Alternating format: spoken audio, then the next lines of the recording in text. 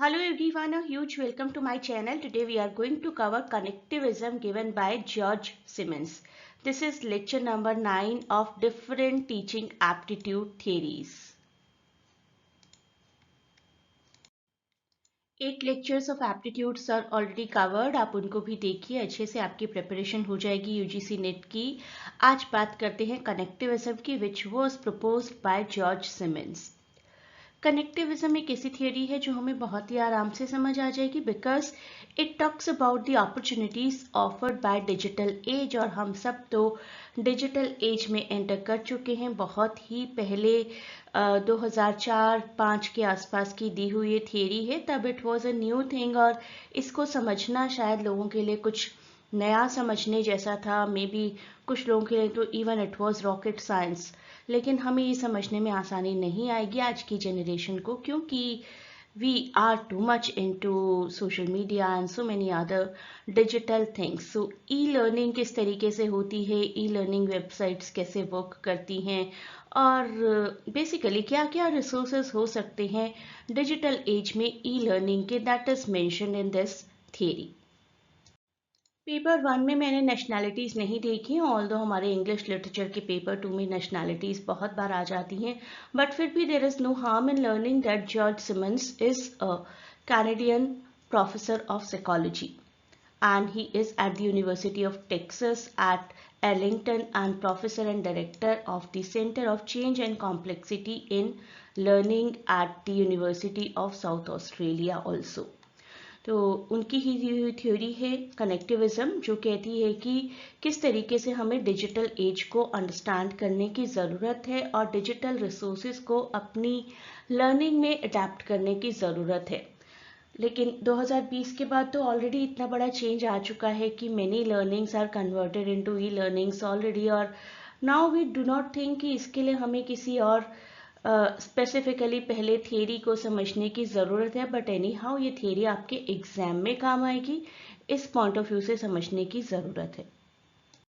तो कुछ बेसिक समझिए. Connectivism, proponent George Siemens, instructor at Red River College, Canada.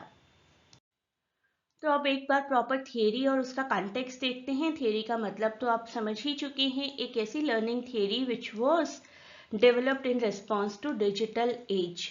Digital age बहुत prevail कर रही थी, शुरू ही हुई थी 2000s के एरा में, the advent of Google and so many other social media things. बहुत से लोग इस्तेमाल कर रहे थे, बहुत से लोग ऐसे थे जो इस्तेमाल नहीं कर रहे थे, जानते भी नहीं थे, were getting aware in the 2000s era. It was a shift from traditional information, जैसे मोटी मोटी बुक्स हुआ करती थी ना, एनसाइक्लोपीडिया, इवन डिक्शनरीज. अब हम कहाँ डिक्शनरी खोलकर मीनिंग ढूंढते हैं? We google it. तो गूगल, सीरी, ऐसी चीज़ें कंटेक्स्ट में आई धीरे धीरे धीरे करके, और we became the slave of this digital era. At present जो आप ये वीडियो देख पा रहे हैं, that is also because of the digital era, we cannot नॉट डिनाई इट. तो it was introduced in 2005 by George Siemens and one associate also, Stephen Downes की पब्लिकेशन. अगर सिमेंस की बात की जाए तो he publish connectivism learning as a network creation 2004. MCQ आ सकता है आपको एग्जाम में. एंड डाउनीज की publication was an introduction to connective knowledge 2005. और फोकस इन दोनों ही वर्क्स का रहा the role of towards the role of technology in learning processes. आज की डेट में तो हम बहुत ही अवेयर हैं इन सब चीज़ों से और बड़े आराम से इस्तेमाल भी कर पाते हैं. कुछ प्रिंसिपल्स हैं कनेक्टिविज्म के, वो देख लीजिए आप एक बार.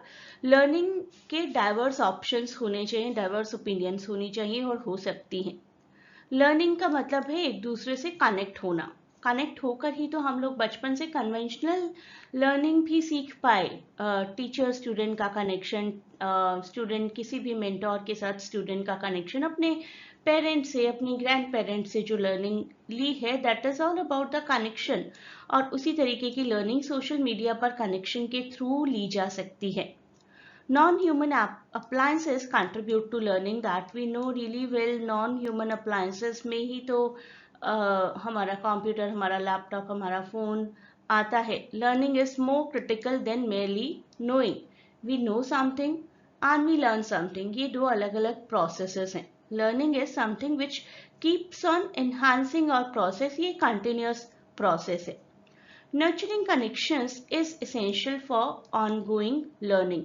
अगर हम अपने कनेक्शंस को इम्प्रूव करते हैं, that can be the connection with people, that can be the connection with digital gadgets, उससे लर्निंग और ज़्यादा इम्प्रूव होती चली जाएगी। Seeing connections is a core skill. Connections को समझ पाना, अंडरस्टैंड कर पाना, अपने आसपास कनेक्शंस को देखना, ये भी एक स्किल है। और कनेक्टिविज्म यानी कि डिजिटल एज की लर्निंग का एम है एक्यूरेट नॉलेज। लेकिन वी नो कि 20 सालों में बहुत चेंज आ चुका है। बहुत बार हमें इंफॉर्मेशन की जगह मिस इन्फॉर्मेशन मिलती है, thanks to some WhatsApp and Facebook universities. Decision making is a part of learning process, और कनेक्टिविज्म के थ्रू हमारी जो लर्निंग होती है, that should help us in decision making also, and that is helping us. हम for example कोई course pursue करना होता है हमें, तो we see so much about it, so much about the feedbacks, even the vacation kind of thing. We want to check in at a particular resort और restaurant और hotel, तो we want to see कि उसका review क्या है। तो decision making में भी कनेक्टिविज्म की लर्निंग प्रोसेस हमें हेल्प करती है। कनेक्टिविज्म के कुछ पॉइंट्स बताए गए इस थियरी में। One is network metaphor and one is node types. Network metaphor मतलब वो कोई भी कनेक्शंस जिसके थ्रू हम कनेक्ट हो सकते हैं, and that is made of nodes and connections, जिसका एग्जाम्पल है सोशल मीडिया। कोई भी ऐप आप कह सकते हैं आज की डेट में, इंस्टाग्राम और स्नैपचैट और फेसबुक, ये सब हमारा कनेक्शन बनाकर रखते हैं। और नोड्स के टाइप क्या हैं? नोड्स के टाइप हैं न्यूरल बायोलॉजिकल फंक्शंस, मतलब कि हम अपने आसपास की चीज़ों को देख पाते हैं। वी नो कि this is Facebook, we know कि दिस इज व्हाट्सएप, और we know this in that. तो हमारा बायोलॉजिकल फंक्शन की because of the mechanical structure of our body we are able to analyse things around us, कि ये कुछ नया सा आया है। उसके बाद we start grabbing it, we start making the concepts out of it. जब इनिशियली व्हाट्सएप आया था तो बहुत सालों तक कुछ लोग ऐसे थे जिन्होंने 2-3 साल तक इस्तेमाल नहीं किया होगा, और धीरे धीरे दे स्टार्टेड ग्रैबिंग कि इसका कंसेप्ट क्या है। इनिशियली तो लोगों का ये क्वेश्चन था कि फोन में मैसेज ऑप्शन तो होता ही है, then what is the difference between message and WhatsApp. Then WhatsApp के बाद टेलीग्राम आया, तब भी लोगों का यही क्वेश्चन था कि इस्तेमाल तो कर रहे हैं ना, what is the difference between Telegram and WhatsApp, दोनों में ही मैसेज करना होता है, लेकिन फंक्शनैलिटीज फिर हमें धीरे धीरे पता चलती हैं अलग अलग, and that is what we call to be conceptual. And with conceptual we do become habitual of the external things, that is information sources.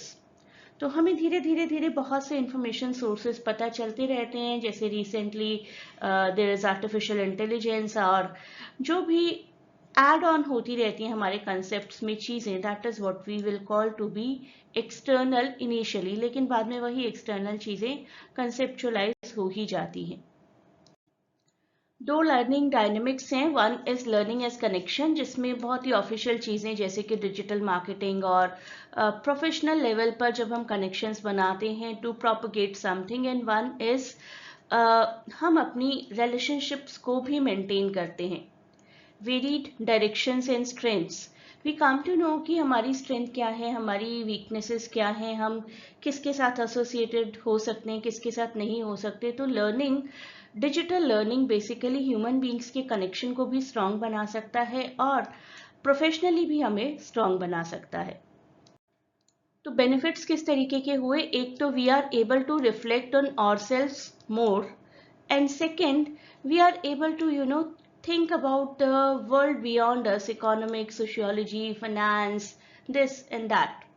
तो बहुत सारे एक्सटर्नल पैटर्न्स हमें पता चलते हैं with the help of digital learning, और अपने बारे में भी बहुत कुछ पता चलता है। वो बात बहुत ही अलग बात है कि आजकल इतनी ज़्यादा इंफॉर्मेशन हो गई है सोसाइटी में कि it is very difficult to distinguish कि which one is the information and which one is the misinformation. जब भी हमें कुछ लर्न करना है, we know some websites are there, जैसे कि सबसे पॉपुलर आई से is Wikipedia.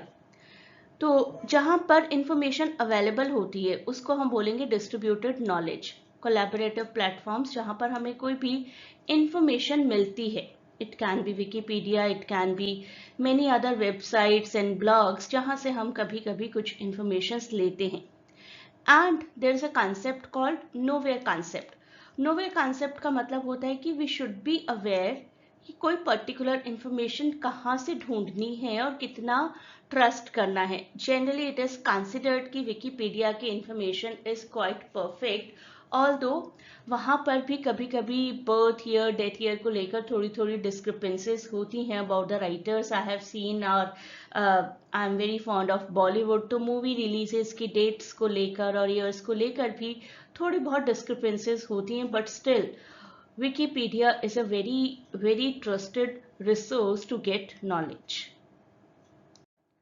So what is learning? Learning is about constructing and navigating networks of connections. Connections के थ्रू हम एक दूसरे से कनेक्ट होते हैं. ये कनेक्शंस शायद जब 2004-05 में पॉपुलर हो रहे थे तब it was difficult to understand. अब तो हमारे लिए it is kind of a child's play to understand कि व्हाट इज डिजिटल एरा. अब आप जो वीडियो देख रहे हैं बड़ी आसानी से this is an online learning, but जब इंट्रोड्यूस किया गया था डिजिटल एरा को तो कनेक्टिविज्म के अंडर सिमेंस और डाउनीज ने स्पेसिफिकली ऑनलाइन लर्निंग और उसके कॉन्सेप्ट्स को लॉन्च किया था properly through a course. Massive open online course नाम दिया गया था. उसमें 2000 से ज़्यादा वर्ल्ड वाइड पार्टिसिपेंट्स थे and people were very happy कि घर बैठे ही हम कुछ सीख सकते हैं. Wow, what can be better than that. लेकिन आजकल अगेन आई से कि इट इज़ वेरी कॉमन और कंटेंट की डिलीवरी की गई थी RSS फीड्स के थ्रू. क्या क्या प्लेटफॉर्म्स इस्तेमाल किए गए थे वो भी सुनते हैं. मूडल नाम का एक एप्लीकेशन था जिसको डिस्कशंस के लिए यूज़ किया जाता था. ब्लॉग पोस्ट, लोगों के फीडबैक्स के लिए. सेकेंड लाइफ नाम का एक वर्चुअल इंटरैक्शन टूल था जिसमें अपने एविटर्स के थ्रू एक इंटरैक्शन किया जा सकता था. And they use to be synchronous online meetings for real time discussions. अब आई नो कि काफ़ी एडवांस हो चुका है. एक जूम या एक गूगल मीटिंग के थ्रू साइड बाय साइड ये सभी कुछ किया जा सकता है कि if somebody wants to give the feedback in written they can give it. बिल्कुल live direct interaction video cameras की हेल्प से होता ही होता है. तो it is not difficult now a days. इन्हीं प्रोग्राम्स को रिपीट भी किया गया 2009 और 2011 में और फोकस था एक्सपीरियंशियल लर्निंग पर, कि एम्फेसिस किया गया था कि जितने भी लोग हैं उनको ये एक्सपीरियंस याद रह जाए and this experience should be over the rote learning. और इसका कंक्लूजन तो यही था कि लोगों की अंडरस्टैंडिंग करवानी थी डिजिटल एज की और लोगों को धीरे धीरे टेक्नोलॉजी की तरफ अडेप्ट करना था. तो अब हम करते हैं कुछ क्वेश्चन आंसर्स. आई नो आप मेरे साथ बहुत ही आराम से एटलीस्ट टुडे कर पाएंगे, लेकिन आपको अपने एग्जाम्स तक सब कुछ याद रखना है. तो मेरे सभी वीडियोस देखिए. आज हम लेक्चर 9 कर रहे हैं. 8 लेक्चर्स ऑलरेडी कवर कर चुके हैं. सभी लेक्चर्स में there were MCQs also. Who are the main proponents of connectivism. आपको लगेगा बड़ा ही आसान क्वेश्चन है, लेकिन एग्जाम्स तक हम सब भूल सकते हैं. George Siemens and Stephen Downes, जिन्होंने 2000s में इस कॉन्सेप्ट को इंट्रोड्यूस किया था. What does the nowhere concept refer to connectivism. Nowhere बोलने में ऐसा लगता है कि इट इज लाइक नोवेयर, कहीं भी नहीं, but it is to know where to find the information. हमें आज की डेट में भी नो कि कौन सी वेबसाइट्स हैं, और नहीं भी होता तो हम किसी भी तरीके से पता कर ही लेते हैं. That smart everyone is today. So to know where to find the information is the concept nowhere. Which of the following is not one of the principles of connectivism? Option B, learning rests solely in human cognition. हाँ नहीं, हम इस human cognition से बाहर आए हैं. Non human appliances पर believe करना शुरू किया है. डिसीजन मेकिंग लर्निंग प्रोसेस का एक पार्ट है. कनेक्टिविज्म के थ्रू, यानी कि डिजिटल एरा के कनेक्टिविज्म के थ्रू हमने उन सब चीज़ों को अचीव किया है जो कि पहले सिर्फ ह्यूमंस कॉग्निशन के थ्रू पॉसिबल होती थी. How was knowledge delivered in this program? RSS feeds का इस्तेमाल किया गया था। मैंने आपको अभी बताया है वीडियो में एक बार जाकर देखिए। The course utilised RSS feeds for easy access to materials. What types of nodes refer to personal knowledge and beliefs in connectivism? And answer is conceptual, that is internal. It encompasses individual knowledge and beliefs of a person. What is the primary focus of connectivism compared to traditional learning theories? Distribution of knowledge across networks. आप comments में मुझे बताइएगा कि कितने questions आप खुद से सही कर पाए। ऑप्शन सी हमारा यहाँ पर राइट आंसर है क्वेश्चन नंबर 6 का। कौन सा प्लेटफॉर्म मेंशन नहीं था in the initial learning? And we know it very well, Twitter आज बहुत पॉपुलर है, but initially it was not there. तब था Moodle, blog, Second Life, but not Twitter. Experiential learning से क्या मतलब है? माना गया था शुरुआत जब हुई थी ऑनलाइन कोर्सेज की कि लोग अपनी रोट लर्निंग से बाहर आएंगे, बुकिश लर्निंग से बाहर आएंगे, and they will get to interact with so many people, और वो एक्सपीरियंस उन्हें एक अच्छी वाइड लर्निंग प्रोवाइड करेगा, जिसको नाम दिया गया experiential learning. And it is option C, learning through actions and experiences. Next question, why is accurate up-to-date knowledge emphasized in connectivism? क्योंकि decision making करना होता है हमें, right? If we are making some project and the years of Shakespeare's birth and death are given wrong, we will not be able to make any decision that he belonged to Elizabethan era. Right, तो एक up to date knowledge emphasise की जाती है क्योंकि decision making is based upon that up to date knowledge. Which of the following best describes the nature of connections in connectivism? Connectivism अपने आप में dynamic है और मल्टी डायरेक्शनल है, and there are so many strengths and directions of all the influences of digital era. That is why option C is the right answer. तो अब आप सब मुझे बताइए 10 में से आपका स्कोर क्या रहा? How many questions you were able to do correct? बहुत से लोग होंगे 100% के साथ, क्योंकि इसी वीडियो को देखने के इमीडिएटली बाद हमने क्वेश्चन आंसर्स किए हैं। Raise your hands if you are at 100%, and you may join the classes also to cover all the topics in a huge detail। और साथ ही साथ हम लोग डेटा इंटरप्रिटेशन और मैथमेटिकल स्किल्स उन सब की भी प्रैक्टिसेस क्लास में करते रहते हैं, बाकी सभी यूनिट्स की भी।